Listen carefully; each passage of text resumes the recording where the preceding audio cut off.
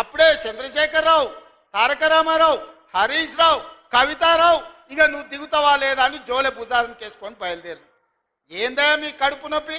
10 ఏళ్ళు మీరే ఏలిండ్రు కదా, 10 ఏళ్ళు మీరే పచ్చగున్నారు, పండిందంతా మీరే మేసిండ్రు, పచ్చగున్న కాడ మేసిండ్రు, వెచ్చగున్న కాడ వండుకురు ఫామ్ హౌస్లల్లా. మా పేదోళ్ళ గురించి ఆలోచన చేసిరా, మా పాలమూరుకు నీళ్లు తెచ్చిరా అని నేను అడుగుతున్నా. 10 ఏళ్లలో మీరు ప్రాజెక్టులు కడితే మా పాలమూరు ఎందుకు ఎడారి అవుతుంది? మా ఆడబిడ్డలు వలసలు ఎందుకు పోతారు? ఇయాలటి కూడా కొత్తకోట దగ్గరనో, దేవరకద్ర దగ్గరనో, పెద్దమందడి దగ్గరనో జంటలుగా మేస్త్రీల దగ్గర, గుంపు మేస్త్రీల దగ్గర పైసలు తీసుకొని పిల్లల్ని ఇంటి దగ్గర వదిలి వలస పోతుంటే మా కష్టం గురించి ఎన్నడైనా ఆలోచన చేసినవా చంద్రశేఖరరావు అని నేను అడుగుతున్నా. ఎన్నడైనా మా వలసలు, మా కష్టాలు, మా తట్ట పని, మా పార పని, మా మట్టి పని, మా రక్తాన్ని చెమటగా మార్చి ఈ దేశంలో ప్రతి ప్రాజెక్టు మేం కట్టినాం. బాక్రానంగల్ నుంచి నాగార్జున సాగర్ వరకు, శ్రీశైలం నుంచి శ్రీరామ్ సాగర్ వరకు మా చెమట లేకుండా, మా రక్తం దార బొయ్యకుండా కట్టిన ప్రాజెక్ట్ ఏదైనా ఉందా అని చంద్రశేఖరరావు నేను అడుగుతున్నా. మరి ఇవాళ నేను అడుగుతున్నా, 10 ఏళ్ళు 2 లక్షల కోట్లు సాగునీటి ప్రాజెక్టుల మీద ఖర్చు పెట్టిన నువ్వు మా పాలమూరు ఎందుకు పూర్తి చేయలేదు? మా కల్వకుర్తిని ఎందుకు పడావు పెట్టినవు? మా భీమా, నెట్టెంపాడు, కోయిల్ సాగర్, మా సంపద కొట్లాడిన తుమ్మిళ్ళ ప్రాజెక్ట్ ఎక్కడికి పోయింది? ఆర్డిఎస్ ప్రాజెక్టు ఎందుకు ఎండిపోయిందని నేను అడుగుతున్నా. ఇవాళ మా ప్రాజెక్టులు నువ్వు ఎండబెట్టబట్టి, ఆనాడు నువ్వు ఎస్ఎల్బీసీ మేము మొదలుపెట్టి 32 కిలోమీటర్లు పూర్తి చేస్తే 10 కిలోమీటర్లలో 2 కిలోమీటర్లు వేసి పడావు పెట్టే 10 ఏళ్ళు పడావు ఉన్న ఎస్ఎల్బీసీ పనులు ఆగిపోవడం వల్ల ఇవాళ కుప్పగూలి 8 మంది ప్రాణాలు పోయినాయి. ఈ పాపం నీది కాదా చంద్రశేఖరరావు?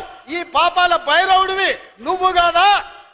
మా ప్రాణాలను, మా ఆస్తులను కొల్లగొట్టి ఇవాళ రాయలసీమకు నీళ్లు తరలించకపోతుంటే గుడ్లప్పగిచ్చి చూస్తున్నావు కదా.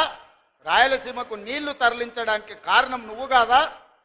ఆనాడు రాజశేఖర రెడ్డి ఉన్నప్పుడు పోతిరెడ్డి పాడు పొక్క పెద్ద చేసి నువ్వు మంత్రిగా ఉన్నప్పుడు తండ్రి నీళ్లు తీసుకుపోయాడు.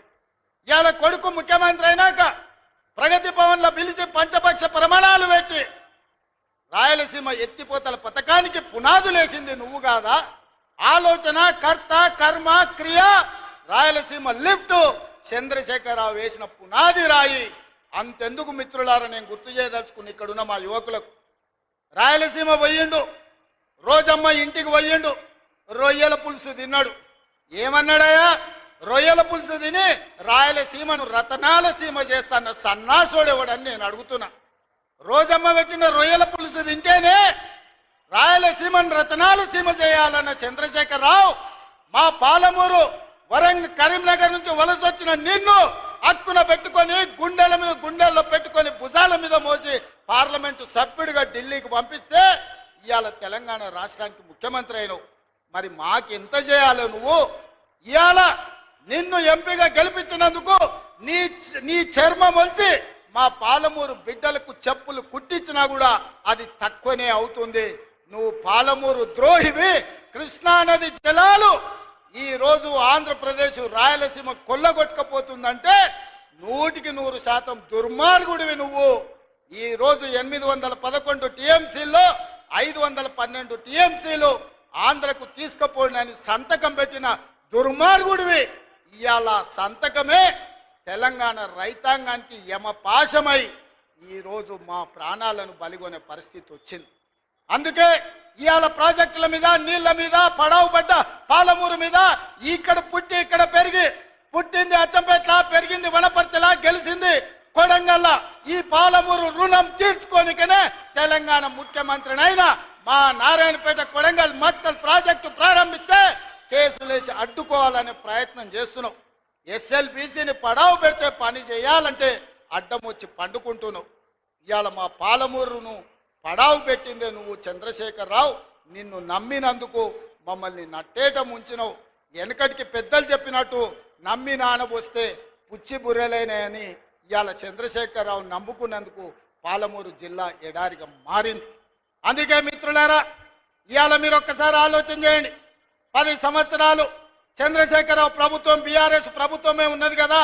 మీరందరు కలిసి మేఘారెడ్డి, నన్ను, మల్లురవిని, బట్టి విక్రమార్క గారిని, మధుసూదన్ రెడ్డిని, రాజేష్ను, శంకర్ను ఆశీర్వదించి 5 ఏళ్ల కోసం అధికారం ఇస్తే ఏడాది కాకముందే మమ్మల్ని దిగిపోమంటారు. ఇది న్యాయమా? ఒకసారి ఆలోచన చేయండి. 10 ఏళ్ళు మీరే కదా దోసుకున్నది, 10 ఏళ్ళు పాలించింది మీరే కదా, 10 ఏళ్ళు ఏలుకున్నది మీరే, దోసుకున్నది మీరే, 10 ఏళ్ళు అధికారాన్ని అనుభవించింది మీరే. ఒక పాలమూరు రైతు బిడ్డ నల్లమల్ల ప్రాంతం నుంచి తెలంగాణకు ముఖ్యమంత్రి అయితే చూసి ఓర్వలేరా? మీరు మీ కొడుకులు మీ మనవళ్ళు మీరు ఏలనిక్క పుడితే మేమేమో ఇవాళ బిచ్చమెత్తుకోవడానికి పుట్టినమా అని నేను అడుగుతున్నా. మీలాగా మేము చదువుకోలేదా?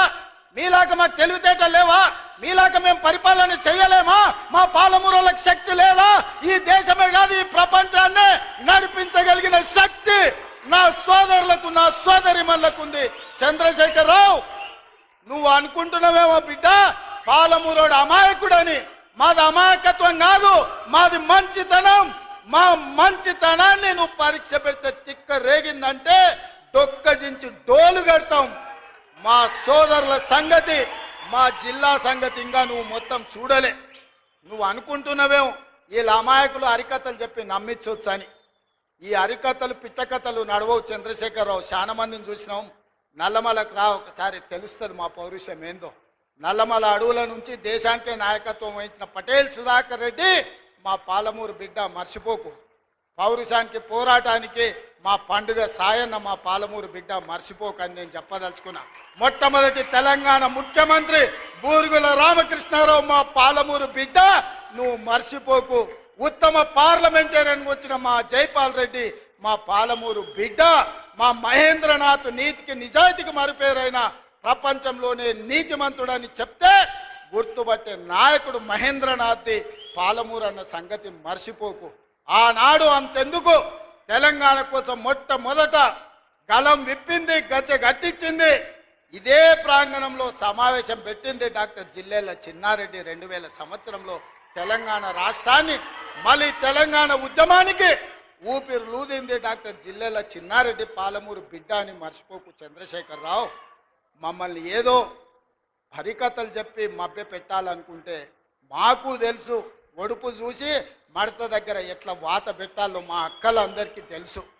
మా సోదరులు ఎవరైనా మీ మాటలు నమ్ముతారేమో నాకు తెలియదు, కానీ మా ఆడబిడ్డలు మా అక్కలు తెలివి కల్లోలు. మా అక్కలు గట్టిగా కట్టెబట్టుకొని నిలబడతారు. ఇక సందెట్ల సడేమి అని కిషన్ రెడ్డి ఒక ఆయన మోపై నిన్నమన్నా నువ్వేం చేసినావు అంటాడు. నువ్వేం చేసినావా? మరి నేను వచ్చి 12 ఏళ్ళు అయింది, మీ మోడీ 12 ఏళ్ళ నుంచి ఏం చేసినావు అంటే మా మోడీకి ఇంత పనులు చేస్తాడని. నేను ఏదైనా కష్టపడి కొట్లాడి చేస్తే అది మేమే ఇచ్చినామంటాడు. ఉదాహరణ వరంగల్లో ఇవాళ ఎయిర్పోర్ట్ తీసుకొచ్చినాం. నానా తిప్పల పడి ఢిల్లీకి వెళ్ళి నేను కూర్చొని వచ్చిన. కానీ కిషన్ రెడ్డి అంటున్నాడు లేదు ఆ ఎయిర్పోర్టు నేనే తెచ్చినా. మేమిచ్చిందే ఎయిర్పోర్టు మా మోడీ ఇచ్చిండు, నేను తెచ్చినా అంటున్నాడు.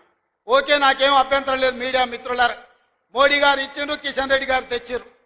అది నిజమైతే మెట్రో రాలేదు కదా, రాలేదంటే ఆపింది మోడే కదా. మూసి నది ప్రక్షాళనకు నిధులు రాలే కదా, ఆపింది మోడే కదా. మాపమని చెప్పింది నువ్వే కదా. రీజనల్ రింగ్ రోడ్డు ఉత్తర భాగం నేను తెచ్చినా అంటున్నావు కదా, దక్షిణ భాగం ఆగిపోయింది, ఆపింది నువ్వే కదా. ఉత్తర భాగం కూడా క్యాబినెట్ లో పెట్టకుండా టెండర్లు పిలిచిన వాయిదాలు వేస్తున్నది నువ్వే కదా. మా పాలమూరు రంగారెడ్డి ఎత్తిపోతలకు 60 టీఎంసీల నీటి కేటాయింపులు 10 ఏళ్ల నుంచి పెండింగ్ ఉన్నది కదా, ఆపింది నువ్వే కదా. ఈరోజు మా కాళేశ్వరానికి నీటి కేటాయింపులు, మా సమ్మక్క సారలమ్మ ప్రాజెక్టుకు నీటి కేటాయింపులు, మా సీతారామ సాగర్కు నీటి కేటాయింపులు కేంద్ర ప్రభుత్వం 10 ఏళ్ల నుంచి ఆపుతున్నదంటే మోడీ గారు ఆపినట్టే, కిషన్ రెడ్డి గారు చెప్పినట్టే కదా. ఈ లాజిక్ ఎందుకు మిస్ అవుతున్నావు కిషన్ రెడ్డి గారు అని నేను అడుగుతున్నా. వస్తేనేమో ఆయన ఖాతాలు రాసుకుంటాడట, రాకపోతేనేమో రేవంత్ రెడ్డి ఏం చేయలేదు అంటాడంట. నేను 55,000 ఉద్యోగాలు ఇచ్చిన, సంవత్సరానికి 2 కోట్ల ఉద్యోగాలు ఇస్తా అన్నాడు. 12 ఏళ్ళైంది ప్రధానమంత్రిగా మోడీ పదవి చేపట్టి 24 కోట్ల ఉద్యోగాలు ఇవ్వాలి. తెలంగాణ రాష్ట్రంలో నేను ఎల్బీ స్టేడియంలో తలలు లెక్క గట్టి 55,163 మందిని నేను తలలు లెక్క గట్టిస్తా. మీ మోడీ తెలంగాణలో ఎన్ని ఉద్యోగాలు ఇచ్చిండో నువ్వు లెక్క గట్టి చెప్పు కిషన్ రెడ్డి అని నేను అడుగుతున్నా. అయితే గీతే మోడీ ఇచ్చింది 2 బోడి ఉద్యోగాలు, ఒకటి కిషన్ రెడ్డికి, రెండోది బండి సంజయ్కి. ఇదంతా ఎట్లుందా అంటే గుండు అరగుండు బ్రహ్మానందం దగ్గరికి పోయినట్టు ఉంది.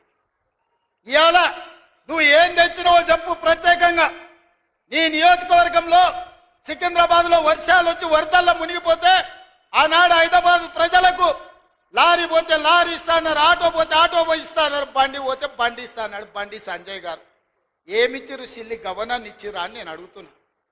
ఏమి ఇయ్యలేక చేతగాక కేటీఆర్ మాట్లాడుతుంటే అసహనం అక్కసు కనిపిస్తుంది, కిషన్ రెడ్డి మాట్లాడుతుంటే అసూయగా అనిపిస్తుంది. ఎందుకంటే ఆయన నేను జర ఒక దగ్గరనే పెరిగినాం కొంతకాలం. అరే నాకంటే ముందుగాల నాకంటే చిన్నోడు తెలంగాణకు ముద్రైందని కడుపు నిండా అసూయ కుళ్ళు పెట్టుకొని కాళ్ళ కట్టె పెట్టే పని చేస్తున్నాడు కిషన్ రెడ్డి. నువ్వు ఇట్లాంటి తప్పుడు పనులు చెయ్యకు. ఎక్కువ రోజులు ముసుగు దొడుక్కొని నడపలేవు. మొన్నటికి మొన్న మనోహర్ లాల్ ఖట్టర్ కేంద్ర మంత్రి హైదరాబాద్కు వస్తా అంటే మొదట రాకుండా అడ్డుకున్నాడు, రెండవసారి వచ్చిండు. ఆయన పట్టణాభివృద్ధి శాఖ మంత్రి, విద్యుత్ శాఖ మంత్రి, గృహ నిర్మాణ శాఖ మంత్రి.